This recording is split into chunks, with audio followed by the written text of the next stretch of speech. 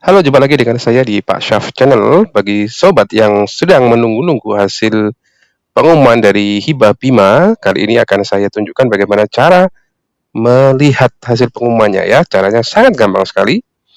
Silakan sobat dosen login di akun Bima masing-masing dengan cara masukkan username dan password, dan biasanya ada OTP ke email, dan selanjutnya tara, alhamdulillah proposal saya untuk penelitian fundamental reguler didanai ya, meskipun yang lainnya sebagai anggota belum didanai. Nah, artinya ini adalah upaya saya untuk ikutan di hibah untuk skema PFR untuk yang kedua kalinya, dan ini adalah alhamdulillahnya bisa mendapatkan atau didanai.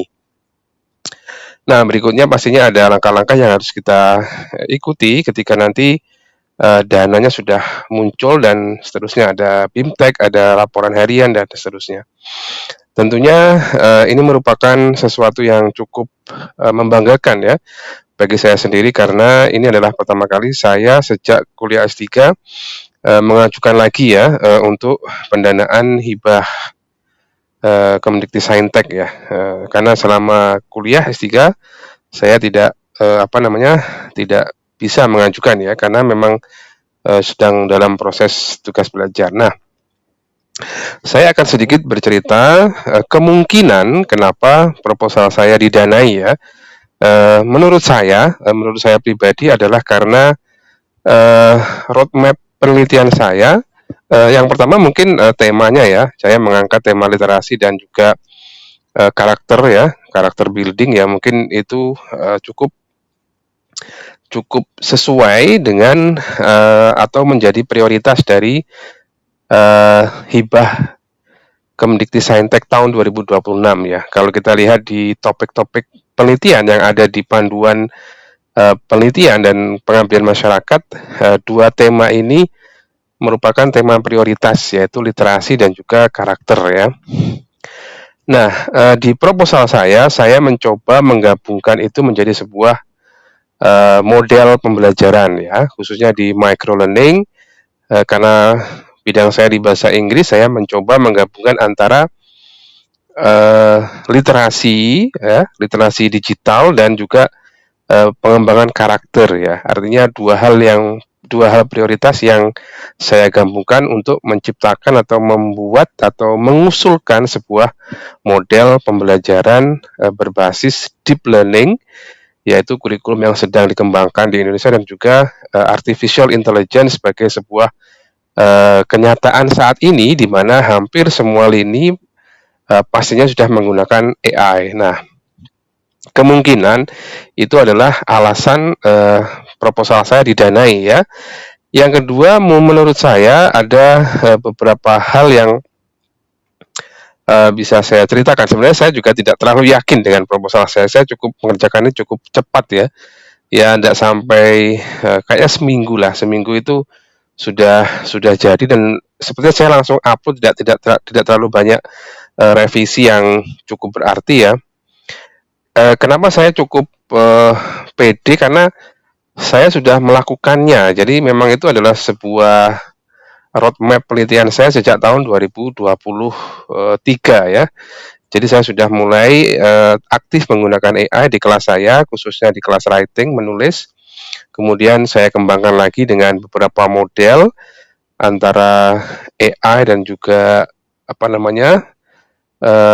khususnya di feedback dosen seperti itu ya. Jadi antara dosen, kemudian jadi integrasi antara AI dan dosen dalam sebuah pembelajaran.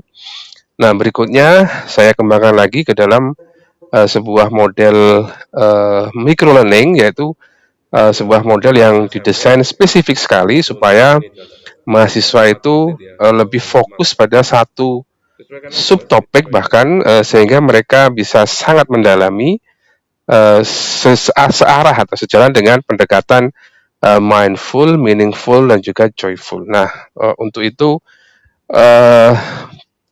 feeling saya kenapa didanai ya, mungkin karena itu tadi ya, karena cukup kontekstual, temanya prioritas dan roadmap saya sudah membuktikan dengan dokumen yang cukup kuat ya. Karena memang dari awal penelitian saya sudah output penelitiannya sudah saya publikasikan di jurnal ilmiah, kemudian saya presentasikan di konferensi internasional dan seterusnya ya. Mungkin husnuzon saya, mungkin reviewernya menilai bahwa model ini sudah cukup siap secara teori maupun secara praktik ya. Mungkin tinggal meningkatkan beberapa aspek atau meningkatkan beberapa hal sehingga menjadi model yang lebih established gitu ya. Nah, itu mungkin adalah menurut saya ya, karena saya juga tidak tahu, karena blind reviewer kita juga tidak tahu siapa reviewernya, tapi yang jelas menurut saya keyakinan saya mungkin itu ya. Jadi topiknya prioritas, kemudian roadmap penelitian atau peta jalan penelitian saya cukup jelas dan didukung dengan dokumen pendukung yang cukup kuat ya. Nah, berikutnya saya kira untuk proposal teman-teman pasti sudah sangat tahu sekali bagaimana tips and triknya.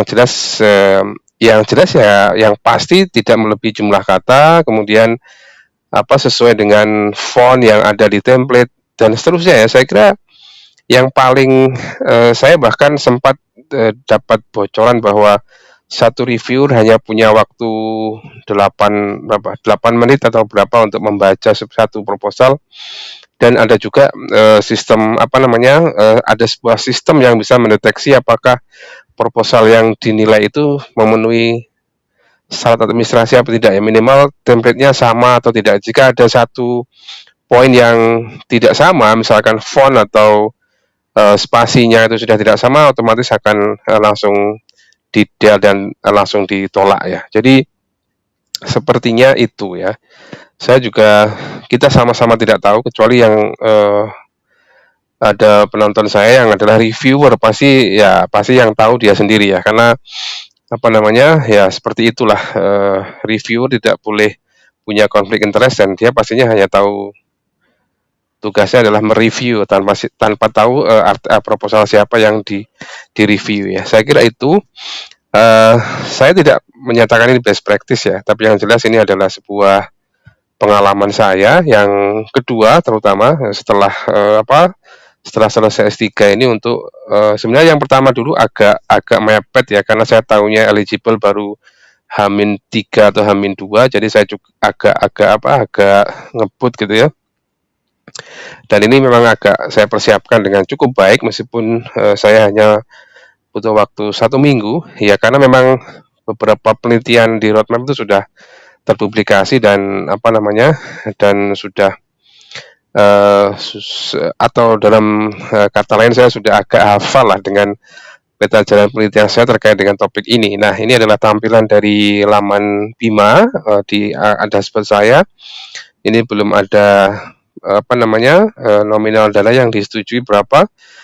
Untuk platformnya PFR ya maksimal 150 juta. Saya tidak tahu berapa yang akan didapatkan atau berapa yang akan terrealisasi, mengingat banyak sekali efisiensi biaya yang sedang dilakukan oleh pemerintah maupun oleh Kementerian Saintek ya. Tapi yang jelas overall ya, ini sebuah motivasi bagi para dosen maupun peneliti untuk meneliti, khususnya nanti ada klausul honorer atau fee peneliti yang sudah disahkan, pastinya menjadi sebuah oase ya di tengah gurun pasir kita banyak sekali kenaikan harga yang mungkin cukup membebani bagi kita sebagai dosen untuk melakukan penelitian yang berkualitas. Nah, ini adalah tampilan RAP saya ya.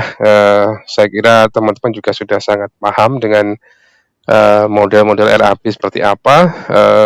Bagi teman-teman yang belum lolos, saya cukup senang dengan seorang profesor yang menyatakan bahwa bagi yang belum lolos itu bukan karena proposalnya jelek atau apa, tapi mungkin belum prioritas. Nah, itu sebuah pesan yang cukup menghibur ya, dan juga cukup bagus untuk untuk tidak putus asa ya, karena kan, skema hibah kan cukup banyak ya, tidak hanya di Bima. Saya yakin, teman-teman dosen juga sudah punya link-link, untuk mendapatkan hibah pendanaan penelitian dari luar negeri maupun dari lembaga-lembaga lain yang saya kira juga cukup banyak ya. Artinya, sekali lagi selamat bagi teman-teman yang mendapatkan, pendanaan hibah di Kemdikti di Bima Kemdikti baik penelitian maupun, pengabdian masyarakat. Semoga, semakin berdampak ya, hasil penelitian nanti menjadi penelitian yang berdampak dan bermanfaat bagi bangsa Indonesia ya, khususnya di dunia pendidikan tinggi sesuai dengan bidang masing-masing. Baik, saya kira itu yang bisa saya sampaikan. Sekali lagi mohon maaf jika ada salah kata maupun, salah ucap ya.